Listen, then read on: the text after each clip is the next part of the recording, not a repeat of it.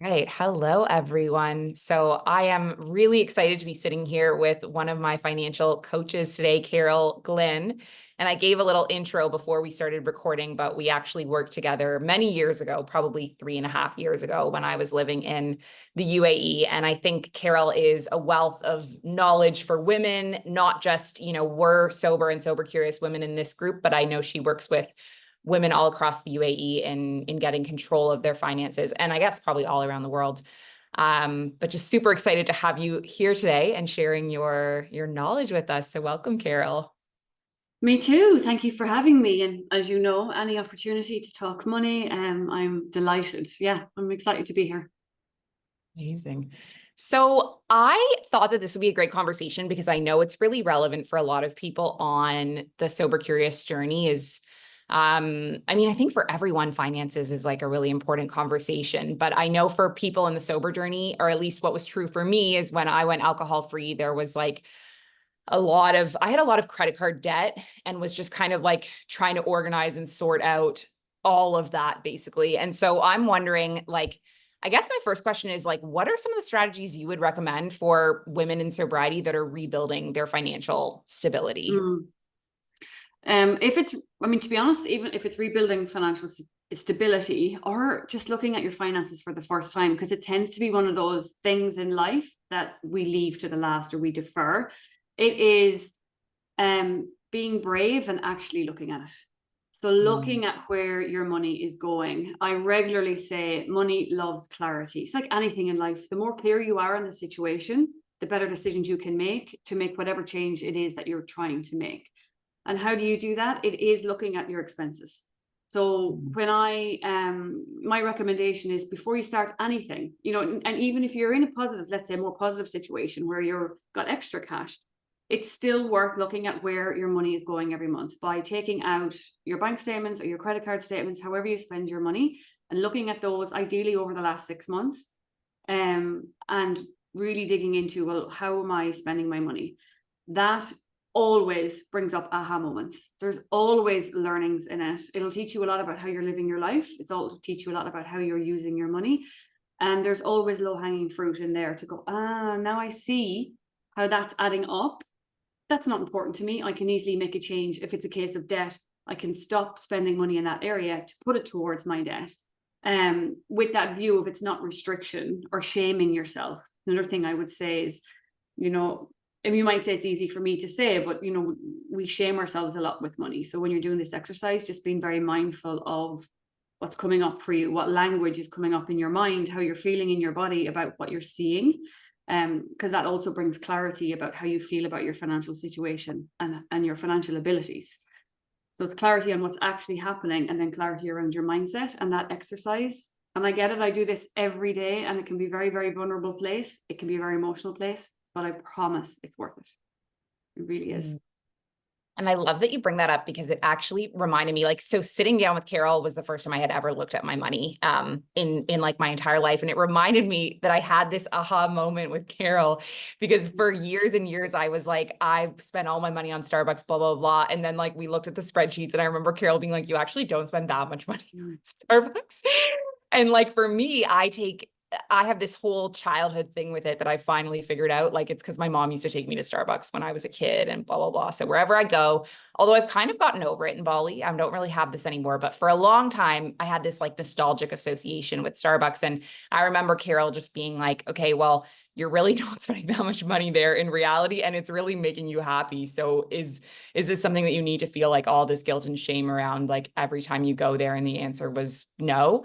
And I think actually being able to look at it gave me the ability to be able to like really kind of evaluate like where are my values? Am I spending money where my values are? And if I am, then that's okay.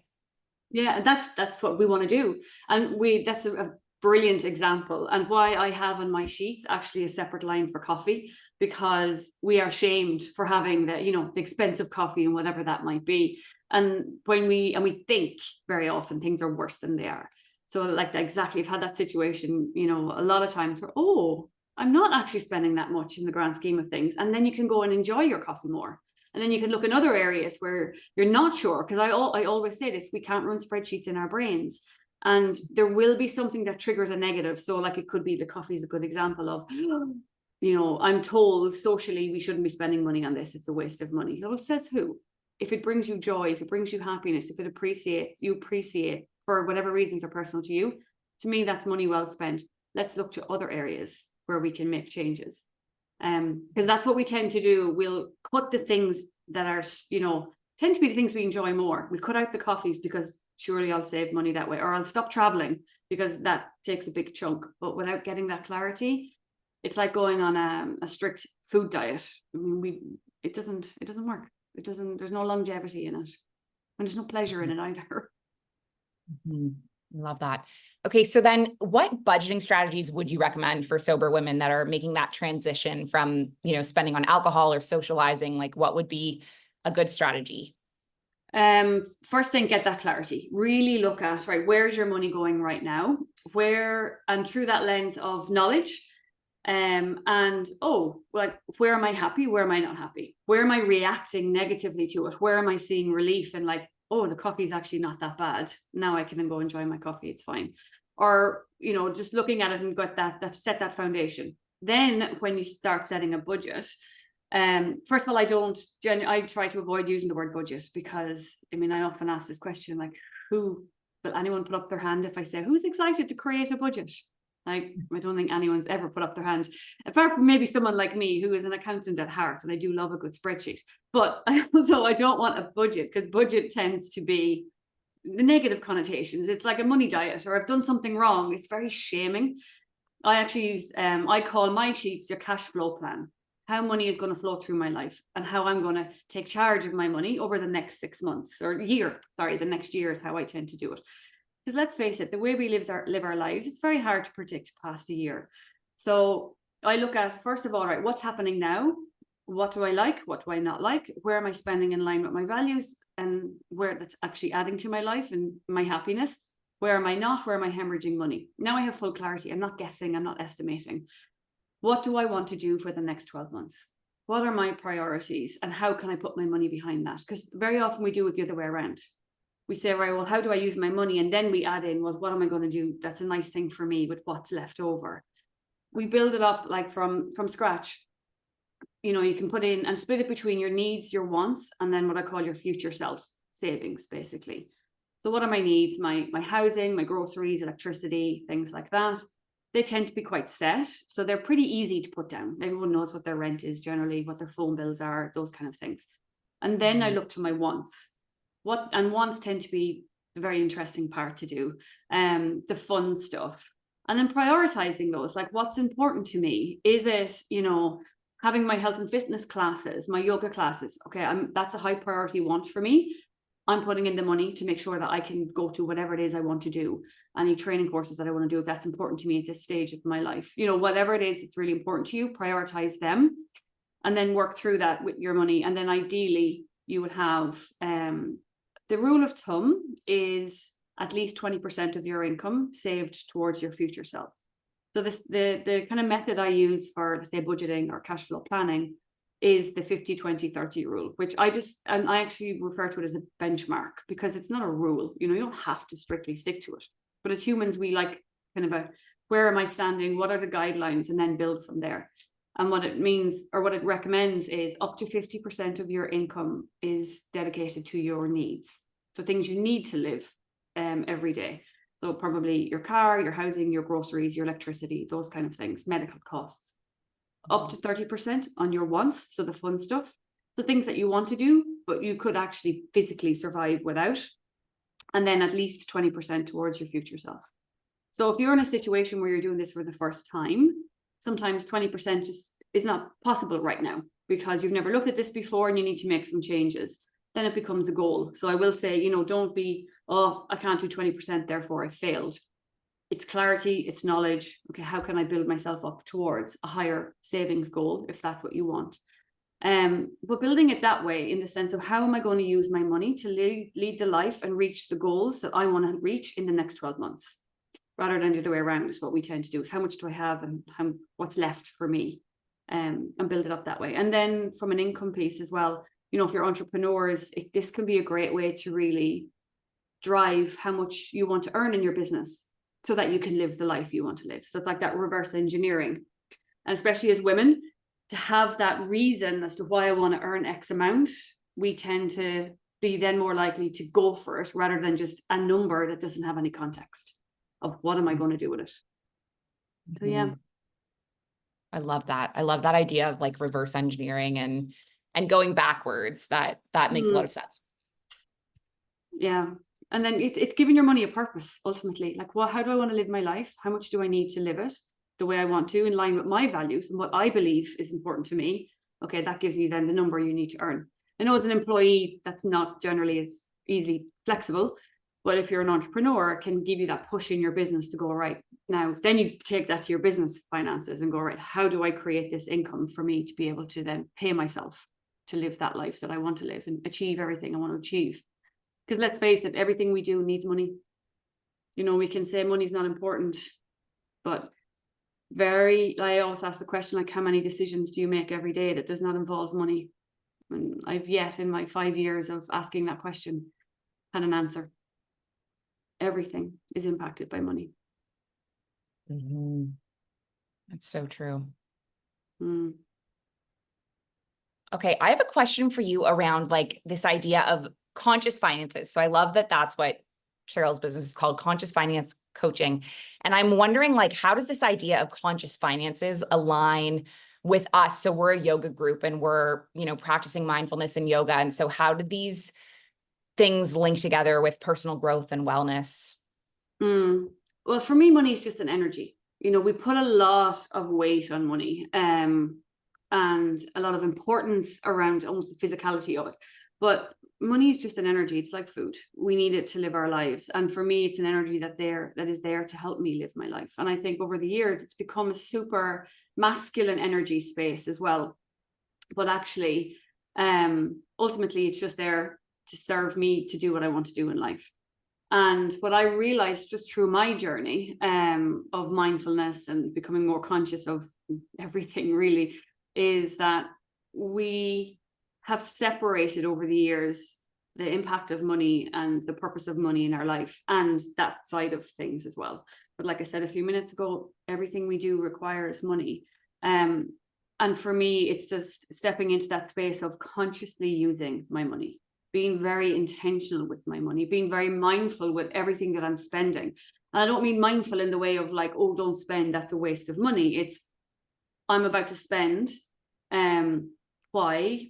Sometimes when it's a reactionary emotional spending, a lot of people come to me and say, like, I can't stop shopping, of a shopping addiction, which is a heavy, phrase. And sometimes it is, and sometimes it's just emotional. And then in that moment of being mindful, going, why am I spending? Why am I buying this thing?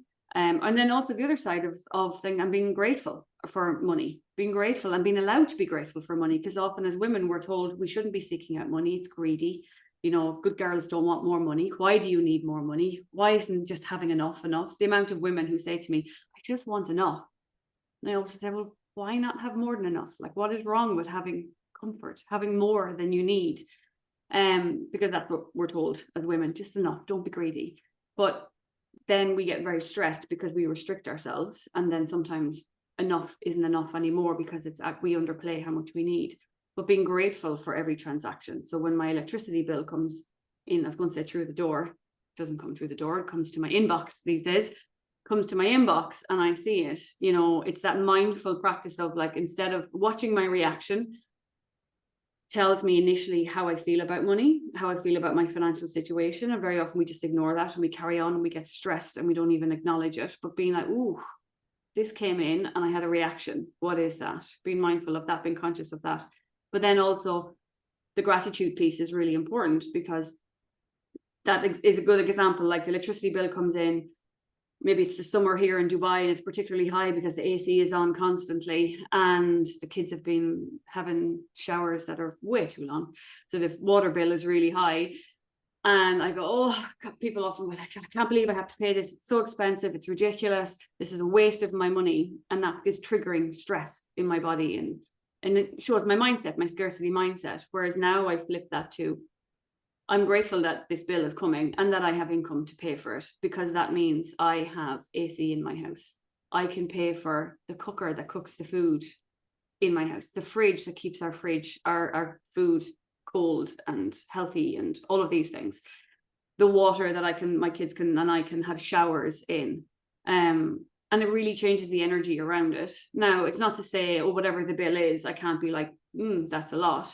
We also have to be realistic. But again, that's mindfulness again of like the reality of, okay, but it is a little bit higher than it should be necessarily, because therefore I'll be more conscious with the AC and I'll turn it off more. Or I will, make sure the kids aren't spending, as my son would bring his iPad into the bath and spend an hour and a half in the bath, like for, just for fun. And the water, and sometimes just have the water spraying on him. It's not even a bath. He's just sitting on it and having it spraying on him as he watches silly things on the iPad. And if I'm not aware of that, then, so there's ways I can go, well, I can reduce it because I want to be respectful to the environment as well as money. But I'm also very grateful for the existence of this service.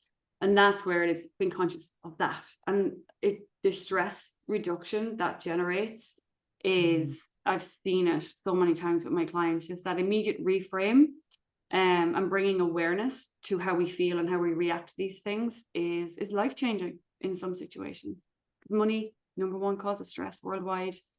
And that stress triggers different things that we might be doing in our lives that we're not particularly wanting to do or serving us.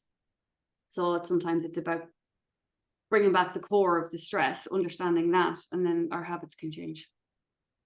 Yeah, I love that. And I want to ask you, while you're speaking about gratitude, because I have this financial gratitude journal with me that you made. And so I want to ask you, like, where did this idea come from? What's in it? What's the value in this practice? So through the work that I do, and like, yes, as I just said, it's when I see the benefit it came to my life of flipping my mindset from money being just something that is constantly there, it's constantly a pressure, it's for multiple reasons, either knowing how to earn it, knowing how to manage it, making decisions on what to buy or invest or pay off debt or all these things. It's just like kind of negative force in my life, to actually, if you break it down, money is just an energy. It itself isn't anything until I act with it. And then I saw the change I had from my scarcity mindset of, before I did the work myself, and how gratitude helped me move from stress, scarcity, and just a sense of like heaviness around it, to like that example I gave with electricity. It's an easy, quick one to go, well, actually, this is what money is doing for me in my life and helping me do in my life. And how that shift from stress, removing limiting beliefs, unlocking kind of intergenerational things that we carry when it comes to money. And I know it's thrown out there a lot, gratitude, but genuinely it works. And I see how it works with my clients all of the time, focusing on the gratitude for money rather than it's the root of all evil and, all these negative things that can be attached to it. And it just changes it, because very often we are told, just stop spending, just control your money. Like it's simple maths, it's very functional, but that's like saying to someone, I want to get fit. It's okay, so just get up and run. Like, it's not that simple. It's not that simple. There's a lot of other things that will play into it. And this is why bringing that mindset piece of it as well to how we manage our money through gratitude. It's a game changer for a lot of people. So true. And we so commonly carry a money story that we're not even aware of based on, what might have happened in our childhood home or how our parents approached money. And sometimes I think it doesn't necessarily even have to do with whether or not you were whether or not money was abundant in your house or less abundant is definitely a huge impact, but then also just the emotional and the story and the baggage around it that was portrayed to you. And it's so personal. And you're 100% right. There's no, in my experience and my research and my experience with clients, and even my personal one I'll share with you in a second, is I don't see a direct correlation from whether you grew up in maybe a very affluent situation or a scarcity situation and how you actually behave with money right now. When you think about how many siblings don't understand each other when it comes to money, I often have siblings work with me. I have families where I work with all of the siblings and sometimes the parents, and they'll all have very different money mindsets. And there's always this conversation of, I don't understand why she behaves the way she did with money. Does she not remember how it was when we were growing up and how our parents had to work? And you need to be more careful with money. And then the sibling will say, well, why is he or she, it doesn't actually matter, why is she so, tight with money? It's unnecessary. You saw how our parents were. They never had a thing. They never got to enjoy money. Money's there to be enjoyed. So they're two individuals who grew up in the same household, but we internalize it differently. An example I often give is I have 3 children, 2 of which are identical twin boys. So they're identical. So they have the same DNA. They probably spend 95% of their life together. They have me as a mother talking to them about money and all of that. They have totally different mindsets, totally different money behaviors and mindsets. And my daughter is even more different to them. So 3 children, very close in age, I do my best to speak to them equally about money. And they absorb that in their own way, because we are all humans. And it's a combination of all of our fears and different situations that we absorb, and our personalities and all of that. So that's why, again, it's about bringing it back to you. There's no, you can look to other people and say, well, that's how they behave with money, and I understand their story a bit, which actually we rarely do. But it's about looking at my own story and how did I absorb it, and how does that manifest for me? And then it's bringing that consciousness again to that of like, now I see why I make that decision with money, or I can't make that decision with money. And it's actually extremely important, especially with couples or any relationship really, whether it's, you get antagonized by your family member who you don't like the way they spend money, or they get antagonized by you. But with couples, it's really important that, what is your money story? Having that conversation. So tell me your story about money. How do you feel about money? What is money to you? I do a lot of work with couples on that, and they all say that it brings them closer because they understand the other person more. Because especially for women, money, I always ask this question, saying like group workshop situations of like, what does money mean to you? And if there's women in that room, security will be the number one thing that pops up. Security, freedom, and independence. When it's only men, that rarely comes up. It won't. It's different things for men, but for us, it's security. And because men and women generally, not always, of course, but like the research is there, we generally think about money very emotionally for women, very practically for men. For men, it's a sense of power. It's almost part of their manhood. It's part of their self-worth. Like, I am a good provider. I am a strong man because I provide lots of money and I can make lots of money, and I make good business decisions and finance decisions and investing. We're not talked to like that. We're told, just have a little bit on the side in case you need to get away. Just save, be sensible, stop spending. And all the research is there to show this is how we're talked to. So if you have then a man and a woman who comes together and they've got shared finances, and he's got his viewpoint, and like you said, it's often we're not aware, it's subconscious, and she's got hers, is it any wonder we clash if we don't have that conversation? What is money to you? Why do you feel the way you do? And for men especially, it can be the first time they've even thought about money in that sense, but there are emotions attached to money. So it's a very, very powerful and important conversation to have. Wow. Yeah. Thanks for sharing. That's huge. And I don't even know if before I went sober, I don't even know if the emotions around money were something I was even aware of, I think it's only with me applying mindfulness to like all these areas of my life, like alcohol, food, money, all the energies that are coming in, that I started to realize that there was this story around it. Yeah. Most of us don't. It's so subconscious and it's not talked about. And even now, sometimes when someone asks me what I do and I try to explain, I still haven't polished exactly in a concise way of what I do. Mostly women will get it. They're like, oh my God, yeah, I get it, like that kind of energy around money. But very often men just look at me blankly and go, and a lot of women, like only the other day I had someone, I could see in her face, she was like, I just don't get it. What are you talking about? Money is there to be earned, used to spend and save. Like, there is nothing more to it. It's so much deeper than that. So much deeper than that. So I have a question around So I feel like when it comes to having our financial resources and like investing in ourselves, like experiences, like a retreat or like a self-care practices, people can feel like, oh, I'm overindulging, or like this is like a selfish investment. And I'm just wondering, like, what do you think about that? And do you think it's like worthy to invest in those things for our well-being? Like, what's your kind of take on those sorts of things? Well, if I was to project my belief, and I would say 100% yes. I love retreats. I love personal growth. You know, I put a lot of money behind that as well. Um, but yeah, that would be my projection to go, absolutely yes, everyone should be doing it. But my whole business is built around, well, actually, it doesn't matter what I think. You know, it's about what you think. What is important to you? So this is what, you know, people sometimes come to me and go, will you, like I had one man come to me and he said, can you just take my money, set me a budget, send me the amount I'm allowed to spend, and tell me what I should be spending every month? Because I just can't stop shopping and I keep spending and I need someone to take control. And I was like, wow, well, that's very trusting to someone over the internet you've never even physically met. But no, I'm not the person who's going to do that for you, because I don't think there's no learning in that. You know, there's no permanent kind of improvement in anything there. It's like someone said, Carl, just tell me how I should be spending my money.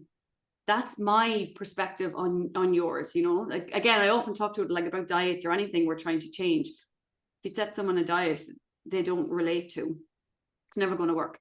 So what I would do in that case is working with someone to say, well, what's actually important to you? So if you're at, you know, in this point in your life and you're like, you know, personal growth in whatever form that might be for you is very, very important, then that's a high priority you want. So that when you come to doing your budgeting or your cash flow plan, you prioritize that because it's important to you. And that's where bringing it back to your value system is so important with money, because there will always be someone who will say to you, why are you spending your money on that? That's ridiculous. That's because they're not interested in it. That's their value system. You know, there's probably plenty of things that they're investing in and putting their money into that you look at and go, I don't get that. Why would you spend your money in that way? Because it's not important to you. So bringing it back always to what's actually important to me, being very conscious and intentional with your money and prioritizing what's important to you. And then, you know, we have to be realistic. Sometimes we're in financial situations where we can't do it all. Where it's like, okay, well, for now, I won't do this because this is more important to me. Despite what your best friend might say, but you need to do that. That's really important. No, it's not actually. To me, it might be important to you, and it's your priorities. So it's bringing it back to really understanding what your value system is. And that's why I find the cash flow planning so powerful, because it makes it tangible as well. So I've taken care of all of my needs. I'm just doing this because I'm imagining the spreadsheet in my brain. So I've got at the top my income, then I've got my needs, and like I've listed out everything that's all taken care of. And then I've got this pot of money that I'm going to decide how I'm going to use it in the way that's important to me. And then when you see the maths work out and you go, oh, I can save money. Or even sometimes it can be a case of, you know what, I can't save money right now because I'm investing in my future self through this, whatever that might be. Training course, going on a retreat, whatever the example is for you. Because that's going to benefit me in the long term. And I see the numbers work out. And then you can go, oh, because you've made, it's like a scenario-based tool. You've made that decision and you've proven that it works out financially. And that really helps when someone does then say to you, why are you spending that money? How can you afford that? Because that can trigger oh, maybe I can't afford it. Maybe it's not the right thing. No. I put it in the sheet. It works. I know why I'm doing it. I'm making that conscious decision. I'm good. And it even, you know, helps in the traditional keeping up with the Joneses. You know, how should I use my money? Looking to everybody else. What are they doing? What are they doing? Just ideas. It's like window shopping for ideas. Bring it back to, is that actually how I want to live my life? No, most of the time it is no, actually. I know what I want to do. So that's why there's a lot of inner work as well in it of like, what do I want to do? And then I put my money behind it. But that honestly is so freeing, despite what budgeting has been traditionally kind of presented as very restrictive. It's not, it's the opposite. Done in a cash flow plan scenario, it's actually freeing because it allows you then to live your life the way you want to, not how everybody else is telling you you should do. I love that. Discipline brings freedom. Yeah. Freedom. I was sharing that with my group the other night. And it's that clarity again, you know, I'm clear, this is what I'm going to do, and I see now how I can pay for it. Because when we do invest in things that maybe society or people around us, they view as an indulgence, because they're not living your life. They don't know the benefit this is bringing to you. And being able to do it in this way gives you that sense of, oh, it's okay. They can think what they want, but I know in my core why I'm doing this, and it's so freeing. Yeah. Drop the guilt. Love that. Okay, I have one more question for you, and then I'll just stop our recording and open it up for anyone else that has questions. But I'm wondering, so if you have a client who's like in a moment of financial stress, or anxiety related to, anything going on, any choices or like sort of maybe financial recovery, what would some strategies be for them to work through that anxiety?